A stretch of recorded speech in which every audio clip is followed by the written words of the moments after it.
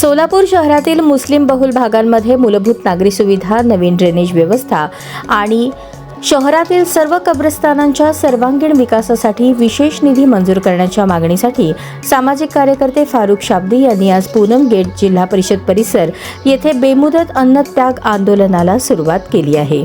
शहरातील अनेक मुस्लिम बहुल भागांमध्ये रस्ते, गटारी, पिण्याचे पाणी, स्वच्छता, पथदिवे आणि ड्रेनेज व्यवस्था अपुरी असल्याने नागरिकांना मोठ्या अडचणींचा सामना करावा लागत असल्याचे आंदोलनकर्त्यांचे म्हणणे आहे.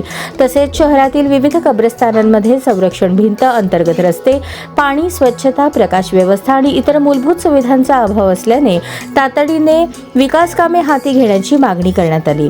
या प्रश्नांबाबत अनेक वेळा लोकप्रतिनिधी, महानगरपालिका प्रशासन आणि संबंधित अधिकाऱ्यांकडे पाठपुरावा करूनही अपेक्षित कार्यवाही झाली नसल्याचा आरोप आंदोलनकर्त्यांनी केला. तसेच महापालिकेच्या 2026-27च्या अर्थसंकल्पात या कामांसाठी स्वतंत्र निधीची तरतूद नसल्याबद्दलही नाराजी व्यक्त करण्यात आली.